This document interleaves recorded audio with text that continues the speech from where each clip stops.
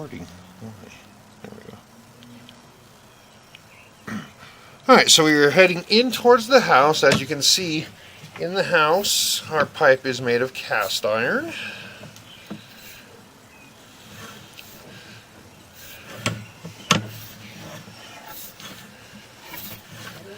We're already going up a vent stack.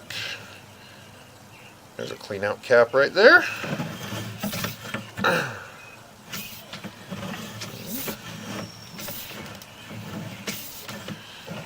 So I pushed right into the access point that she said we had inside there.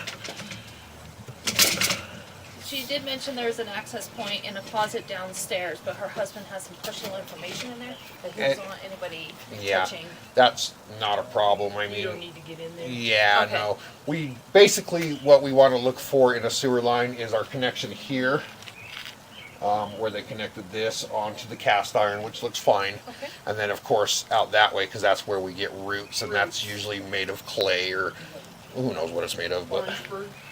it won't be Orangeburg. Hopefully not. Not in this neighborhood. Yeah. Was Orangeburg much earlier than that? So we do have a lot of Orangeburg in town, but it's only in Security, Fountain, and Widefield. Okay. And it's only on single level ranchers with a crawl space. Okay.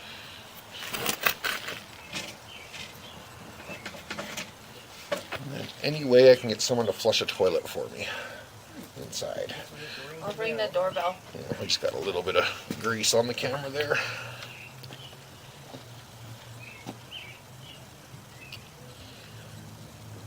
We may need to do that more than once, huh?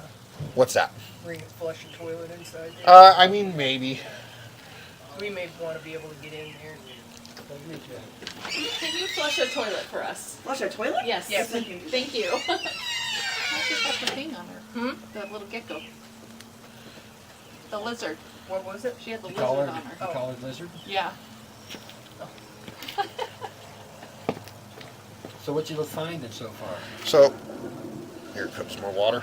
Cast iron inside. Looks good. I pushed it all the way to a clean out cap in there. The junction between our PVC clean out and our cast iron looks good. And so now we are going out towards the city sewer. How far out are you? Just a couple feet now. I got a little grease on the camera. We had to get some water going. So, it does look like, at least partially, they did replace some of the line. About 10 foot worth of line. And then we are switching to what appears to be clay tile. A little bit of roots right there. So would that still be under the house? No, we're headed down that way now. Okay. Root intrusion here. Definitely common with the clay line. More roots there. We're probably going to have them at every junction. You know?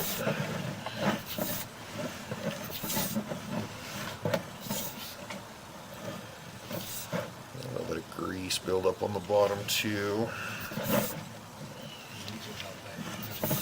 Keep that grease in there too. Exactly. Definitely get some backup. Looks like we've got more roots there. Our downward grade is really good though.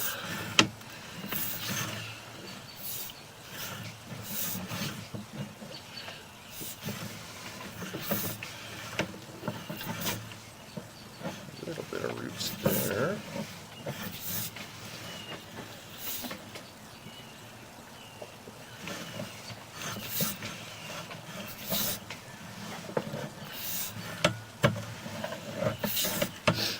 Roots there.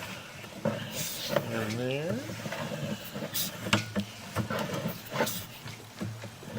Roots there. We're just finding them at most of the junctions. Oh yeah.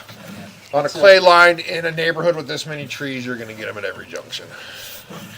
So now what we're going to look for is make sure there's no roots coming through anywhere that's not a junction, because that would mean a hole or a crack in the line. What Which are I people around here doing for that? Are they lining these pipes? No, you don't want to line them because they're old clay and they'll move some. And so you need to have a 4-inch opening for your sewage. And then if we get an offset and then you line over it, I mean, it can go as low as 2 inch. And just clean it once per year probably. That's all you really need to do, as long as we don't find anything broken. We do a lot of work in these neighborhoods keeping these lines clean, so Just gonna have to do a cleaning once a year. once a year, Something yeah, like that, right? definitely not a big deal. What's the cost of something like that? So we can auger it for 134 once a year. That gets most of the roots out. Or you can do what's called a hydrojet. That's 375 once per year. That gets 100% of the roots out plus all the grease, gunk, everything. Best clean you can do on a sewer line. That's actually, as long as we don't see anything wrong with it, that's what I'm going to recommend that we do now. It's a hydrojet. A hydrojet, because we got a lot of grease like right here in this first 20 feet. Alright, we got some standing water here. Just a small belly. So a little bit of settling there, huh? Yeah. It was only maybe a couple feet long, maybe an inch of water, so not a big deal. That's pretty common. Oh yeah.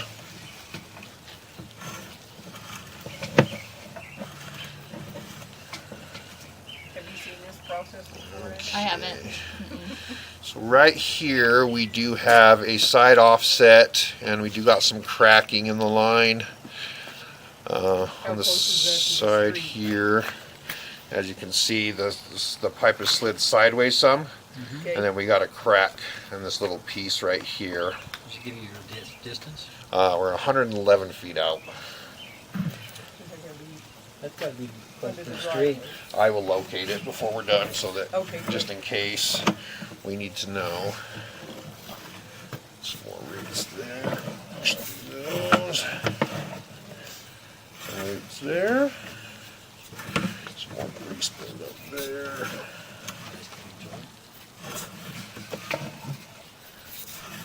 Little grease buildup there in those joints. Yeah. Some more roots there.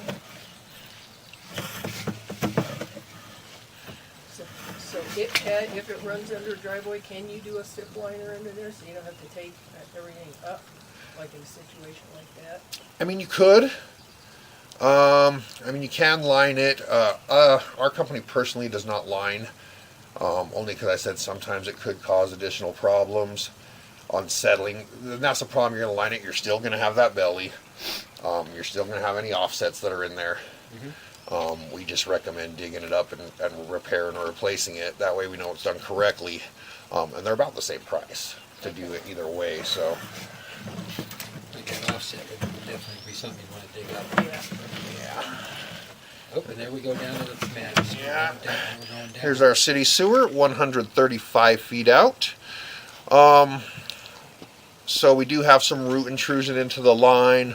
One small At the shallow joints. belly at the joints. Yep. The only structural damage I see is the one crack at 111 feet. It is not causing any problems right now. It's not loose or letting mud or dirt in right now. So